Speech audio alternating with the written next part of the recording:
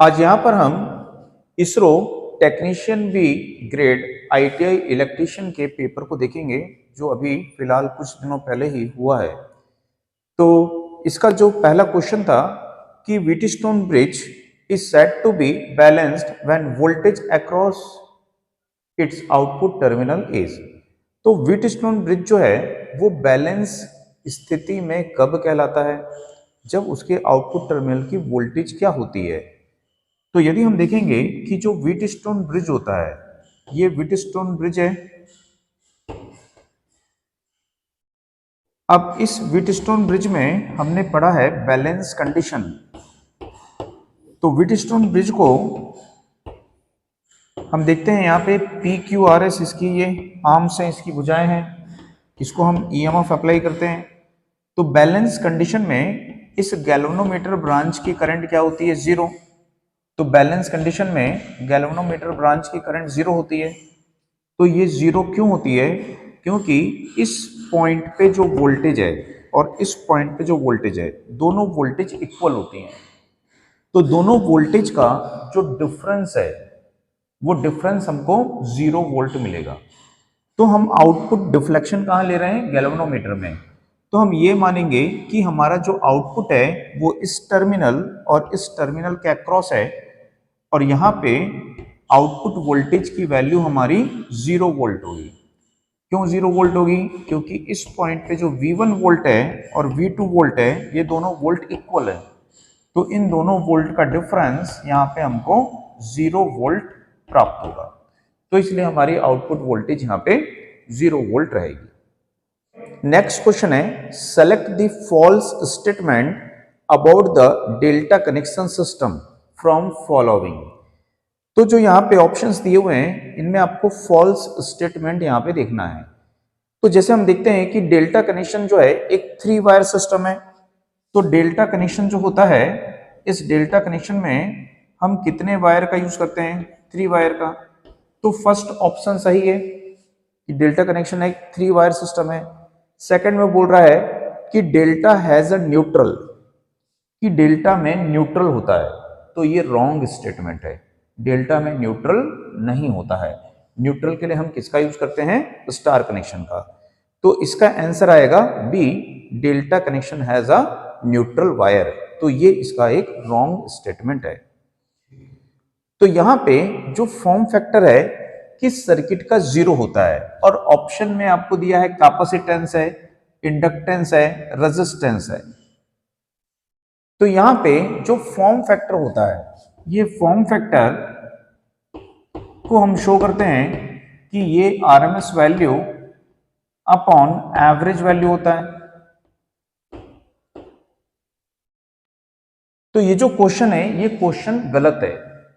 इस क्वेश्चन में होना चाहिए पावर फैक्टर, यहां पे होना चाहिए power factor of which of following circuit is 0, कि किस सर्किट का पावर फैक्टर 0 होता है।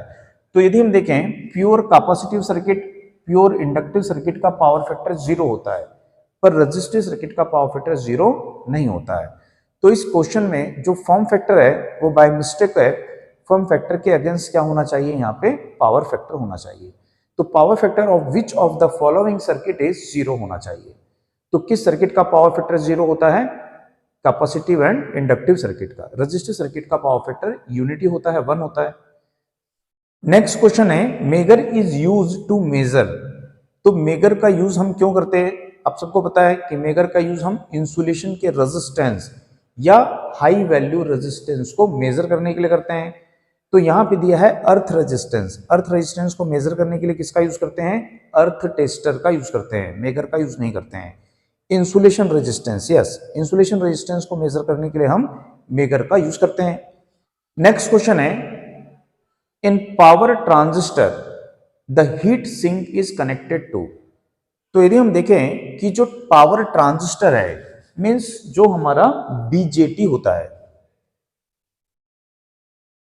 तो पावर ट्रांजिस्टर जो है बीजेटी जो होता है, बीजेटी में हम देखते हैं इस प्रकार से कि ये NPN है, ये एमीटर है, बेस है, और ये कलेक्टर है।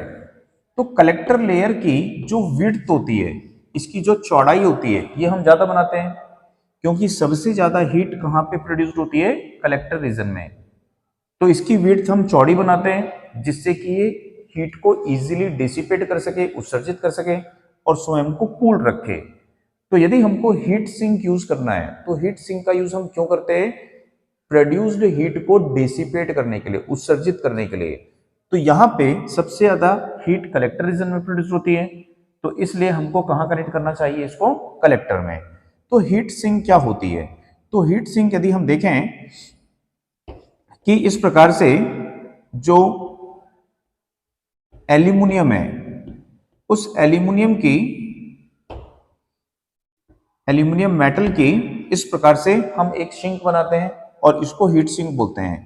तो जो हमारा ट्रांजिस्टर होता है, ट्रांजिस्टर के बैक में, ठीक है, ट्रांजिस्टर के बैक में यहाँ पे एक मेटल्स लगा होता है। जो सेमीकंडक्टर ट्रांजिस्टर है उसमें यहाँ पे इस प्रकार से ये सेमीकंडक्टर होता है और इसको बनाते समय यहाँ पे मेटल की प्लेट को लगाया जाता है। और ये हमारा ट्रांजिस्टर के ये लेग्स होते हैं जिसमें एमीटर, बेस और कलेक्टर होते हैं। तो यहाँ पे इस प्लेट को इस सिंक के साथ में हम स्क्रू से टाइट करते हैं, तो इसको यहाँ पे हीट सिंक बोलते हैं। तो हीट सिंक को कहाँ कनेक्ट करना है, हमको कलेक्टर रीजन में कनेक्ट करना है। तो इसका आंसर आएगा सी, कलेक्टर। इसके बाद में नेक्स्ट क्वेश्चन है, full load line current of a 3 phase 3 HP 415 volt 50 hertz squirrel cage induction motor at 0.8 lagging power factor is approximately. तो यहां पे कहना है कि हमारे पास में जो मोटर है वो 3 फेज मोटर है।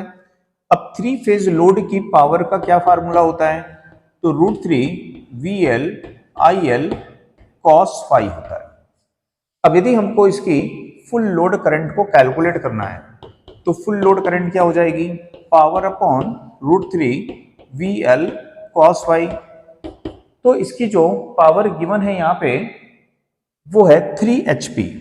तो हमें पता है कि 1 HP इज इक्वल टू होता है 746 वॉट। तो हम यहाँ पे HP को किस में कन्वर्ट करेंगे, वॉट में। तो ये आएगा 746 इंटू 3, ये आपकी पावर हो जाएगी इन वॉट, डिवाइडेड बाय √3। यहाँ पे जो VL है, इस VL की वैल्यू आपको क्वेश्चन में गिवन है, line voltage 415 volt, power factor आपको गिवन है 0.8 लैगिंग दिया हुआ है।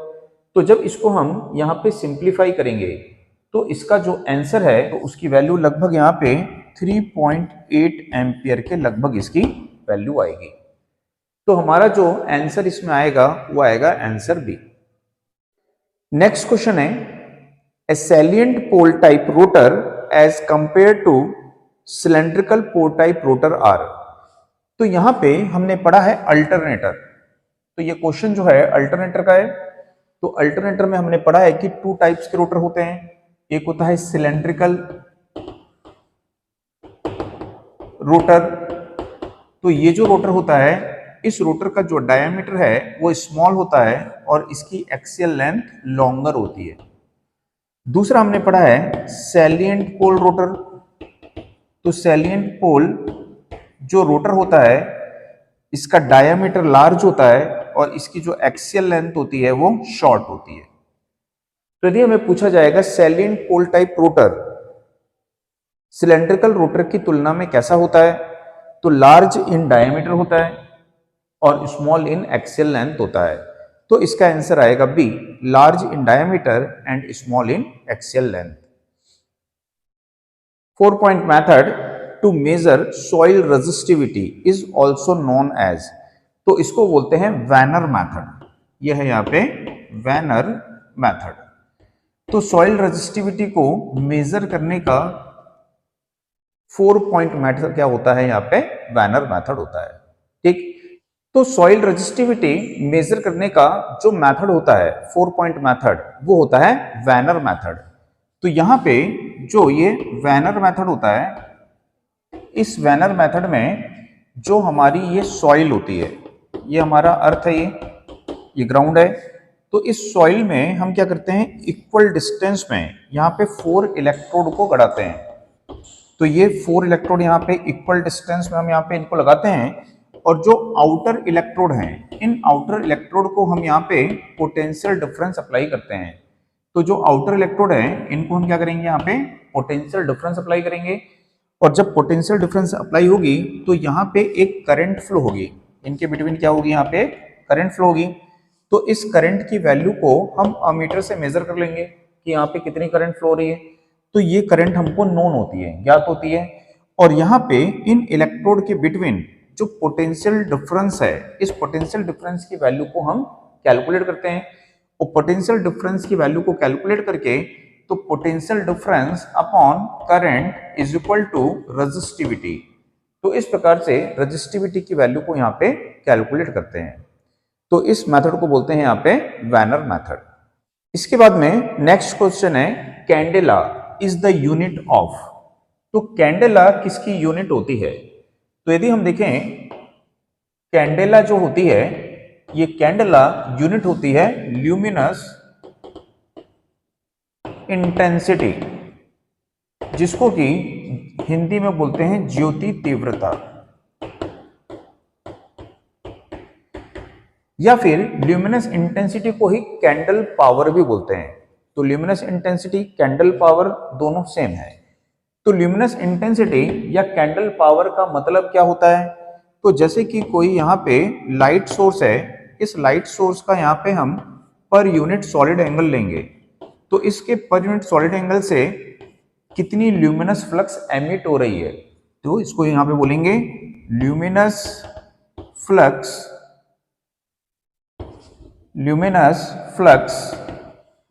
Emitted per unit solid angle. तो इसको बोलते हैं यहाँ पे ल्यूमिनस इंटेंसिटी।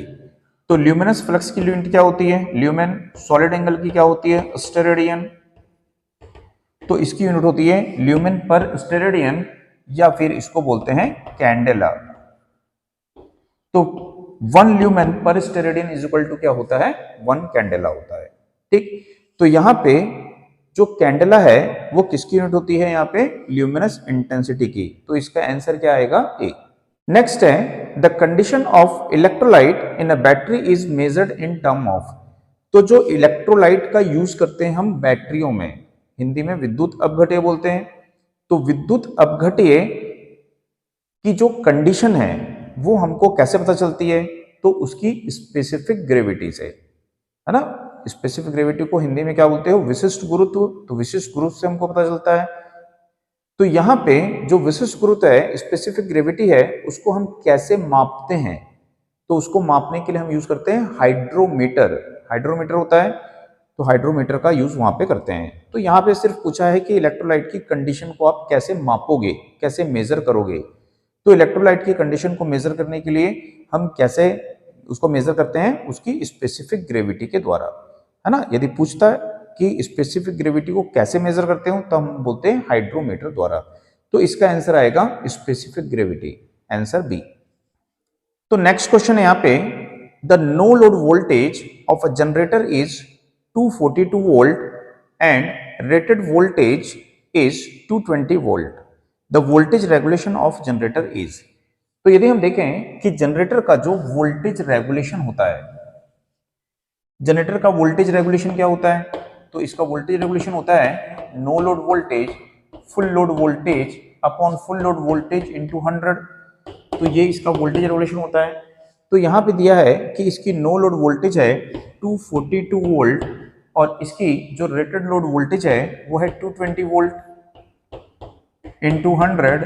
तो यहाँ पे कैंसिल करेंगे तो दोनों का डिफरेंस आएगा 22/22 इंटू 10, तो इज इक्वल टू क्या आ जाएगा यहाँ पे? 10%। तो इसका वोल्टेज रेगुलेशन 10% होगा, तो इसका आंसर आएगा डी। अब यहाँ पे नेक्स्ट क्वेश्चन है कि in the following circuit what is the approximate maximum peak inverse voltage that the diode D1 will see. ठीक है, तो यहाँ पे जो आपको डायग्राम दिया हुआ है वो इस प्रकार से डायग्राम है कि यहाँ पे जो वोल्टेज की वैल्यू दी हुई है आपको, ठीक है, 4-1 लिखा हुआ है, यहाँ पे एक डायोड कनेक्ट है इस प्रकार से। तो आपको यहाँ देखना है कि ये वोल्टेज की कौन सी वैल्यू दी है। तो पीपी लिखा है, पीपी का मतलब पीक टू पीक वैल्यू। तो पीक टू पीक वैल्यू यहाँ पे आपको वोल्टेज की दी हुई है, ठीक है। तो peak to peak value of AC voltage कितनी है यहाँ पे 240 वोल्ट। तो पीक टू पीक वैल्यू यहाँ पे कितनी दी हुई है 240 वोल्ट। तो यदि हम देखेंगे कि पीक टू पीक वैल्यू, ये पीक टू पीक वैल्यू है, तो ये पीक टू पीक वैल्यू कितनी दी हुई है आपको यहाँ पे 240 वोल्ट। तो इसकी जो मैक्सिमम वोल्टेज होगी, ये मैक्सिमम वोल्टेज कितनी होगी यहाँ पे, तो मैक्सिमम वोल्टेज होगी 120 वोल्ट, ये मैक्सिमम वोल्टेज यहाँ पे होगी। अब यहाँ पे ये सिंगल डायोड है, यहाँ पे सिंगल डायोड मीन्स क्या होता है हाफ वेव रेक्टिफायर, और ये इसको स्टेप डाउन करेगा कितने में 4:1 में। तो हमें पता है ट्रांसफार्मर में जो रेशियो होता है E2/E1 इज इक्वल टू क्या होता है K। तो यहाँ पे इसका जो ट्रांसफॉर्मेशन रेशियो आएगा वो क्या आएगा 1/4। तो इसका ट्रांसफॉर्मेशन रेशियो आएगा 1/4। तो E2 की जो वैल्यू होगी वो E1 इंटू 1/4 होगी। तो E1 की वैल्यू यहाँ पे है 120, 1/4, तो यहाँ पे आएगा 30 वोल्ट। तो अब यहाँ पे देखेंगे कि जो हाफ वेव रेक्टिफायर में PIV की वैल्यू होती है ये किसके इक्वल होती है मैक्सिमम वैल्यू के। तो मैक्सिमम वैल्यू कितनी आ रही है आपके पास में 30 वोल्ट। तो यहाँ पे आंसर कितना आना चाहिए 30 वोल्ट। तो इसका आंसर आएगा डी 30 वोल्ट। तो यदि कोई सेल है, कोई बैटरी है, उसकी यदि हमको एम्पियर आवर रेटिंग को बढ़ाना है तो उसको हम कैसे कनेक्ट करेंगे। तो हमने पढ़ा था कि यदि सेल को हम सीरीज में कनेक्ट करते हैं तो उसकी कौन सी रेटिंग बढ़ जाती है, उसकी वोल्टेज रेटिंग, वोल्टेज ऐड होती है सीरीज में। यदि सेल को हम पैरेलल में कनेक्ट करते हैं तो पैरेलल में कनेक्ट करने से वोल्टेज सेम होती है, लेकिन उसकी जो करंट है ये करंट यहाँ पे ऐड होती है तो उसकी करंट रेटिंग बढ़ जाती है। तो एम्पियर आवर रेटिंग का मतलब क्या है, उसकी करंट रेटिंग, एम्पियर रेटिंग यानी करंट रेटिंग। तो करंट रेटिंग को इंक्रीज करने के लिए हम सेल को कैसे कनेक्ट करेंगे यहाँ पे पैरेलल में। नेक्स्ट क्वेश्चन है with load on transformer reduced following losses are reduced. यदि ट्रांसफॉर्मर में हम देखें कि लोड को घटाने पर, लोड को रिड्यूस करने पर कौन सा लॉस रिड्यूस्ड होता है, घटता है। तो ट्रांसफॉर्मर में जो कॉपर लॉस होता है ये कॉपर लॉस I²R लॉस होता है। तो कॉपर लॉस I²R लॉस है मींस किस पर डिपेंड करता है ये करंट पर। तो लोड चेंज करने से क्या चेंज होती है करंट, तो कॉपर लॉस यहाँ पे चेंज होता है। तो कॉपर लॉस जो है ये एक वेरिएबल लॉस है जो लोड चेंज करने पर चेंज होता है। तो ट्रांसफार्मर में दो ही लॉस होते हैं, एक होता है कॉपर लॉस और दूसरा होता है आयरन लॉस। तो आयरन लॉस जो है ये तो कांस्टेंट होता है, तो फिर वेरिएबल लॉस कॉपर लॉस ही है ना। तो लोड चेंज करने पर कौन सा लॉस चेंज होगा, कॉपर लॉस। नेक्स्ट क्वेश्चन है when a 1 mega ohm resistor is connected in parallel to 1 kilo ohm resistor resultant value will be. तो यहाँ पे दो रेजिस्टेंस हैं इस प्रकार से, एक रेजिस्टेंस यहाँ पे है 1 मेगा ओम का, ठीक, और दूसरा रेजिस्टेंस यहाँ पे है 1 किलो ओम का। इनको हमने पैरेलल में कनेक्ट किया है। तो हम पढ़ चुके हैं कि पैरेलल में यदि अलग अलग वैल्यू के रेजिस्टेंस को हम कनेक्ट करते हैं तो इसका जो इक्विवेलेंट रेजिस्टेंस होता है वो लेस देन क्या होता है, स्मॉलर रेजिस्टेंस ऑफ सर्किट। तो सर्किट का जो सबसे छोटा रेजिस्टेंस है इसकी वैल्यू से भी क्या होता है, कम होता है। लेकिन यहाँ पे ऑप्शन में देखेंगे तो यहाँ पे ऐसा कोई ऑप्शन नहीं दिया है लेस देन 1 किलो ओम कि 1 किलो ओम से कम। तो हम इसको क्या मान लेंगे, नियर टू 1 किलो ओम, यानी कि इसका जो समतुल्य प्रतिरोध होगा, इक्विवेलेंट रेजिस्टेंस होगा, वो 1 किलो ओम के समीप होगा, 1 किलो ओम के नजदीक होगा। यदि हमको ऑप्शन दिया होता लेस देन 1 किलो ओम, 1 किलो ओम से कम, तो वो ज्यादा बेहतर आंसर होता, उसको हम वहां पे टिक करते। ठीक, अब नेक्स्ट क्वेश्चन है यहाँ पे the current gain of common emitter amplifier configuration is. तो यदि हम देखें कि कॉमन एमिटर कनेक्शन जो होता है, कॉमन एमिटर कनेक्शन में जो इसकी करंट गेन होती है, तो इसमें आउटपुट करंट होती है कलेक्टर करंट और इनपुट करंट होती है बेस करंट। तो इनका जो रेशियो है वो करंट गेन कहलाता है, और इसकी जो करंट गेन है वो 20 से 80 के बिटवीन होती है। तो इसकी करंट गेन ग्रेटर देन 1 होती है। तो कॉमन एमिटर कनेक्शन की करंट गेन ग्रेटर देन 1 होती है, एक से अधिक होती है। तो इसलिए हम इसको क्या बोलेंगे, आंसर आएगा इसका डी। नेक्स्ट क्वेश्चन है non metallic conduits are made from. तो नॉन मेटालिक कंड्यूट मीन्स जो हम वायरिंग करते हैं घरों में, लाइट वायरिंग, तो उस वायरिंग में हम कंड्यूट यूज करते हैं। तो कंड्यूट आयरन की होती है, लोहे की कंड्यूट होती है, या पीवीसी की कंड्यूट होती है। तो कंड्यूट पीवीसी के साथ में फाइबर की भी बनाई जाती हैं। तो कंड्यूट जो है पीवीसी की होती है, कंड्यूट जो है ये फाइबर की भी होती है, और कंड्यूट जो है ये आयरन की भी होती है। तो यहाँ पे हम ऑप्शन देंगे पीवीसी एंड फाइबर बोथ। तो इसका आंसर आएगा सी। नेक्स्ट क्वेश्चन है when 3 phase system is balanced.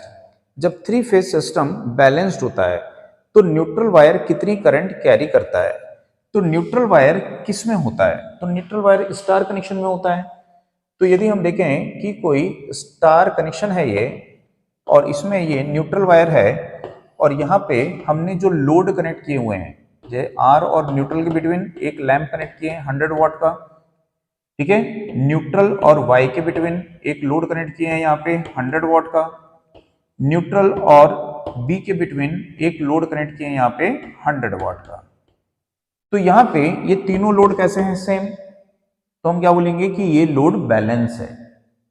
तो जब तीनों लोड सेम रेटिंग के होते हैं तो लोड बैलेंस होता है। और इस कंडीशन में जो न्यूट्रल वायर है इससे फ्लो होने वाली करंट तीनों फेज करंट का वेक्टर सम होती है, I R plus I Y plus I B. इनका वेक्टर सम होती है न्यूट्रल वायर से फ्लो होने वाली करंट, और इसकी वैल्यू यहाँ पे होती है 0। तो बैलेंस लोड की कंडीशन में न्यूट्रल वायर से फ्लो होने वाली करंट का मैग्नीट्यूड कितना होता है, 0। न्यूट्रल वायर से कोई करंट फ्लो नहीं होती है। यदि यही बोलता अनबैलेंस लोड, तो उस समय न्यूट्रल वायर से फ्लो होने वाली करंट, जो तीनों करंट हैं, इनका वेक्टर सम 0 नहीं होता है। इस कंडीशन में न्यूट्रल वायर से फ्लो होने वाली करंट क्या होती, IN, लेकिन बैलेंस लोड कंडीशन में ये करंट क्या होती है, 0। ठीक, तो हमारा आंसर यहाँ पे क्या आएगा, ए, नो करंट, कोई करंट यहाँ पे फ्लो नहीं। इसके बाद में ये तो सिंपल क्वेश्चन है कि सिंबल ऑफ रेजिस्टिविटी। तो रेजिस्टिविटी का जो सिंबल है क्या होता है, रो। तो इसको रो बोलते हैं, तो रो से इसको शो करते हैं रेजिस्टिविटी के सिंबल को। इसके बाद में नेक्स्ट क्वेश्चन है in automatic star delta starter. जो ऑटोमेटिक स्टार डेल्टा स्टार्टर होता है, ठीक, motor start in star but do not change over to delta. अब एक कोई स्टार डेल्टा स्टार्टर है। अब स्टार डेल्टा स्टार्टर में हम क्या करते हैं, मोटर को स्टार्ट करते हैं स्टार में और रन करते हैं डेल्टा में। लेकिन यहाँ पे बोल रहा है कि कोई ऑटोमेटिक स्टार डेल्टा स्टार्टर है और उसमें मोटर स्टार में स्टार्ट तो हो गई है, लेकिन वो डेल्टा में चेंज नहीं हो पा रही है। The reason for this anomaly is due malfunction. तो यहाँ पे ये जो रीजन है, इसका रीजन क्या है, लेकिन वो डेल्टा में चेंज नहीं हो पा रही है।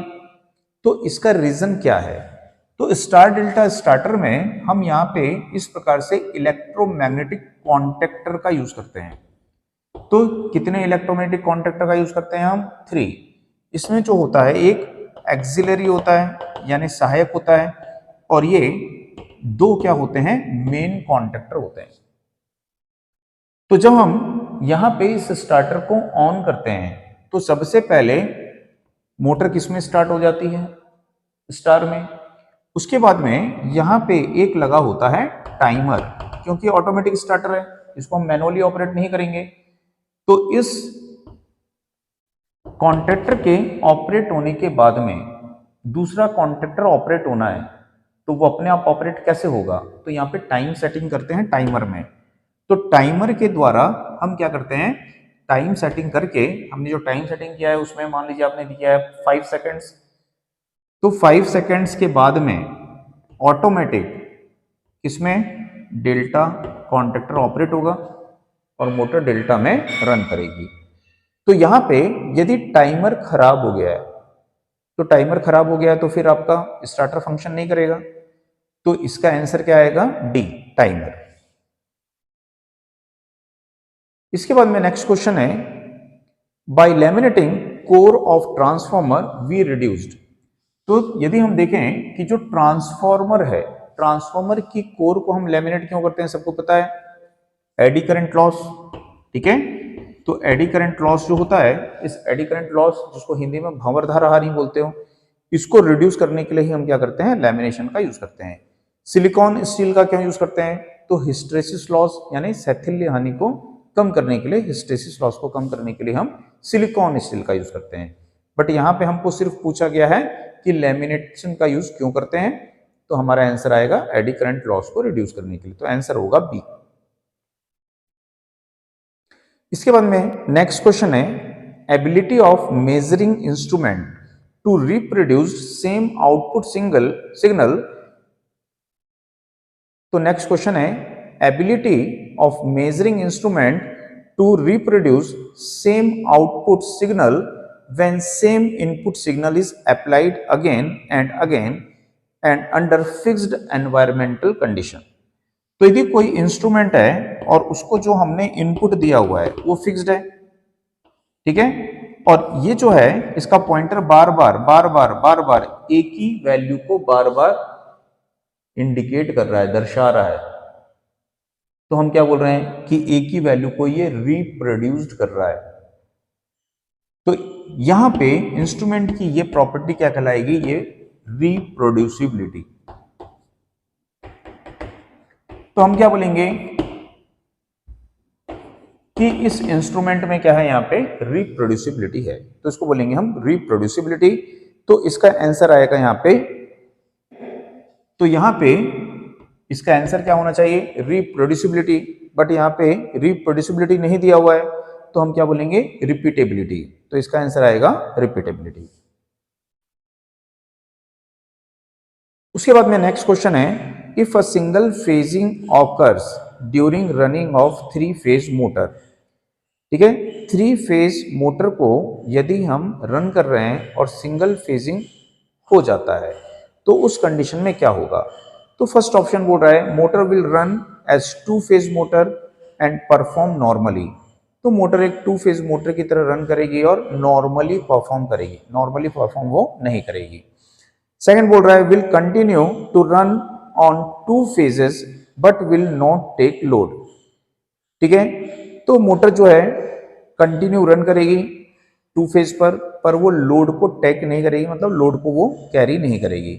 थर्ड बोल रहा है, continue to run but likely to fail due to excessive high current, तो वो लगातार रन करेगी लेकिन हाई करंट के कारण वो फेल हो सकती है, ठीक है।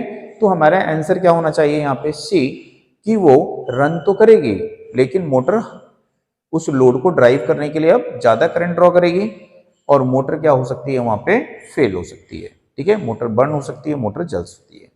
तो यहां पे हमारा आंसर क्या आएगा, सी।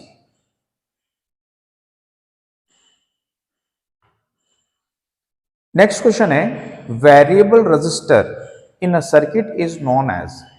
तो variable resistor in a circuit is known as, तो वेरिएबल रजिस्टर को हम क्या बोलते हैं यहाँ पे, तो वेरिएबल रेजिस्टेंस को बोलते हैं हम पोटेंशियोमीटर, ठीक है। तो जो पोटेंशियोमीटर होता है, वेरिएबल रेजिस्टेंस का सिंबल सबको पता है, ये वेरिएबल रेजिस्टेंस का सिंबल है। तो पोटेंशियोमीटर जो होता है, उस पोटेंशियोमीटर का यूज हम इंस्ट्रूमेंट में करते हैं। तो जब इंस्ट्रूमेंट में हम देखते हैं, तो जैसे कि इस प्रकार से यहां पे, ठीक इस प्रकार से हमने यहां पे देखा है कि ये एक स्लाइडर है, तो इस स्लाइडर पे हम क्या करते हैं, फोर्स अप्लाई करेंगे, तो ये स्लाइडर यहाँ पे मूव करेगा तो रेजिस्टेंस की वैल्यू चेंज होगी, तो इसको क्या बोलेंगे हम, ये पोटेंशियोमीटर है। या फिर इसको हम इस शेप में भी ले सकते हैं, इस प्रकार से,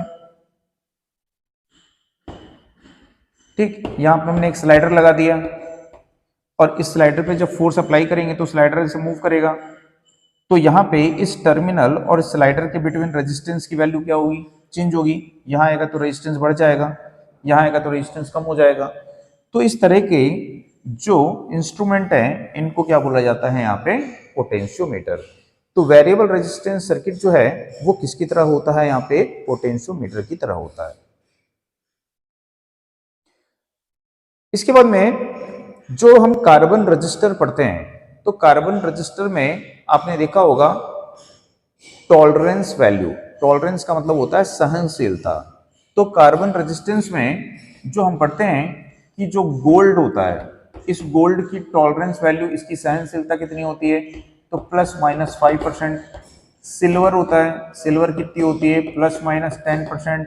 नो कलर, नो कलर यानी रंगहीन, इसकी होती है ±20%। तो इस प्रकार से यहाँ पे आपको पूछा गया है किसकी, गोल्ड के टॉलरेंस की वैल्यू को। तो गोल्ड के टॉलरेंस की वैल्यू कितनी होती है, ±5%। नेक्स्ट क्वेश्चन है relationship between peak value and RMS value of sinusoidal current. तो साइनोसॉइडल करंट में जो पीक वैल्यू होती है और जो आरएमएस वैल्यू होती है, इसमें क्या रिलेशन होता है। तो यदि देखें कि यह है पीक फैक्टर, यह पीक फैक्टर, और पीक फैक्टर की वैल्यू कितनी होती है, तो पीक फैक्टर की वैल्यू यदि आपको नहीं पता है तो आप लिख सकते हो maximum value of current, RMS value क्या होती है, मैक्सिमम वैल्यू बाई √2, ये कैंसिल हो जाएगा तो क्या आएगा, √2 क्या आएगा 1.414। तो इसकी जो वैल्यू होती है वो होती है 1.414, ठीक है। तो आरएमएस वैल्यू की जो आरएमएस वैल्यू जो होगी वो आरएमएस वैल्यू को हम क्या लिख सकते हैं, तो आरएमएस वैल्यू होगी पीक वैल्यू अपॉन 1.414 या √2 इज इक्वल टू होगा IRMS, ठीक। तो इसमें जो हमारा आंसर आएगा वो आएगा ए, पीक वैल्यू अपॉन 1.414। इसके बाद में नेक्स्ट क्वेश्चन है अ 3-phase 415 volt induction machine operating eight 50 hertz supply has a slip of 5%. Total number of complete rotation made by rotor volt per minute is. तो यहाँ पे total number of complete rotation made by rotor voltage पर minute, means यहाँ पे पूछ रहा है frequency of rotor current, frequency of rotor current या फ्रीक्वेंसी ऑफ रोटर वोल्टेज, लेकिन ये फ्रीक्वेंसी पूछ रहा है पर मिनट में। तो हमें पता है कि रोटर करंट की जो फ्रीक्वेंसी होती है वो स्लिप इनटू सप्लाई फ्रीक्वेंसी होती है। तो जब यहाँ पे आपको स्लिप दिया हुआ है 5% यानी 0.05, ठीक है, और फ्रीक्वेंसी आपको दिया हुआ है 50 हर्ट्ज, तो रोटर की करंट की जो फ्रीक्वेंसी होगी ये हो जाएगी यहाँ पे 2.5 हर्ट्ज, और फ्रीक्वेंसी होती है साइकिल पर सेकंड में, लेकिन हमको पूछ रहा है मिनट में। तो इसको मिनट में चेंज करने के लिए हमको 60 से मल्टीप्लाई करना पड़ेगा, क्योंकि एक मिनट में 60 सेकंड होते हैं। तो 60 से मल्टीप्लाई कर दीजिए इसको। तो जब 60 से मल्टीप्लाई करोगे तो ये कितना आ जाएगा यहाँ पे 150। तो 150 साइकिल पर सेकंड, ठीक है। तो इसका आंसर आएगा ए। नेक्स्ट क्वेश्चन है select the correct option from following the with reference to resistivity of the material in ascending order। तो resistivity जो है उसको हमको ascending order में लिखना है, यानी कि हमको बढ़ते क्रम में लिखना है। तो सबसे कम resistivity को पहले लिखोगे सिल्वर, उसके बाद में उससे ज्यादा resistivity कॉपर, कॉपर से ज्यादा रेजिस्टिविटी एल्यूमिनियम, और एल्यूमिनियम से ज्यादा रेजिस्टिविटी टंगस्टन। तो यहाँ पे सिल्वर, कॉपर, एल्यूमिनियम, टंगस्टन, तो इसका आंसर आएगा डी। इसके बाद में नेक्स्ट क्वेश्चन है the ratio of maximum energy stored to the energy dissipated is called. तो आपने पढ़ा होगा क्यू फैक्टर, कि यदि कोई कॉइल है तो इस कॉइल का कुछ रेजिस्टेंस होता है। जब इस कॉइल से करंट फ्लो होती है तो ये कॉइल क्या करती है, इसके अराउंड मैग्नेटिक फील्ड प्रोड्यूस्ड होता है और ये एनर्जी को स्टोर करती है। लेकिन ये रेजिस्टेंस क्या करता है, एनर्जी को डेसिपेट करता है। तो इस कॉइल को यदि हम एक साइकिल देते हैं, अल्टरनेटिंग एक साइकिल देते हैं, तो एक साइकिल की कंडीशन में ये कितना मैक्सिमम एनर्जी स्टोर कर रही है और कितना डिसिपेट कर रही है, इन दोनों का रेशियो क्या कहलाता है, क्यू फैक्टर। तो क्यू फैक्टर या क्वालिटी फैक्टर ऑफ कॉइल क्या होता है, तो ये होता है 2 pi into maximum energy stored upon energy dissipated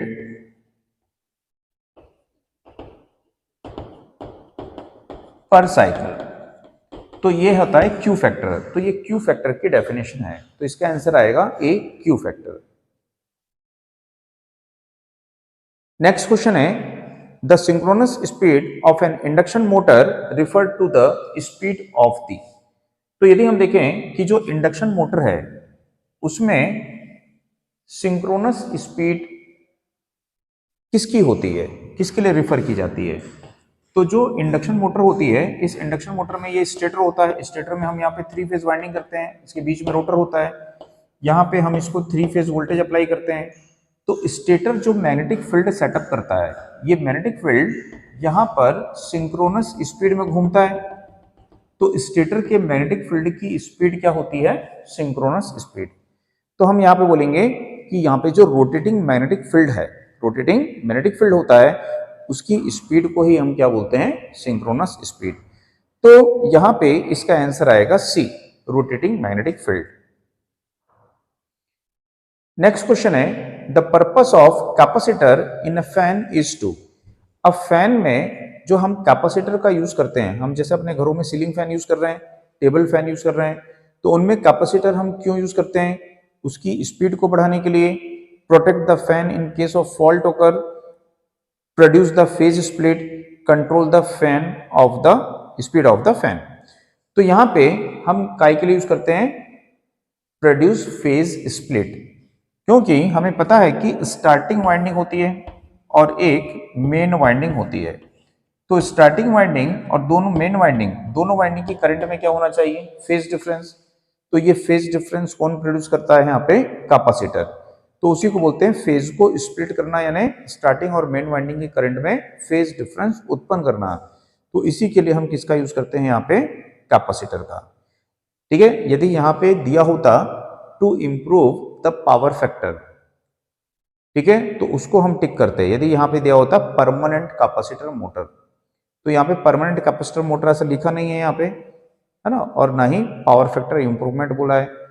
तो लेकिन यहाँ पे ऑप्शन के हिसाब से हमको आंसर देखना पड़ेगा, तो ऑप्शन के हिसाब से प्रोड्यूस द फेज, इसलिए शिफ्ट आएगा यहाँ पे कि फेज शिफ्ट प्रोड्यूस करने के लिए हम यहाँ पे कैपेसिटर को यूज करते हैं।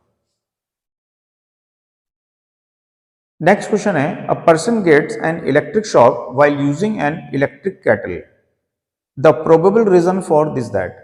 यदि कोई इलेक्ट्रिक केटल है, इलेक्ट्रिक केटल यानी विद्युत केतली जिसमें चाय वगैरह बनाते हैं, तो जो विद्युत केतली होती है इस प्रकार से, उसमें इस प्रकार से प्लग होता है, इसके नीचे में प्लेट होती है ना, हीटिंग प्लेट जिसको हम सप्लाई देते हैं। तो जो विद्युत केतली है उसको यदि कोई छू रहा है, उसको इलेक्ट्रिक शॉक लगा है, तो उसका क्या कारण हो सकता है। The fuse wire in the circuit is not rated properly, तो फ्यूज वायर का इससे कोई लेना देना नहीं है। The operating voltage low, voltage का कोई लेना देना नहीं है।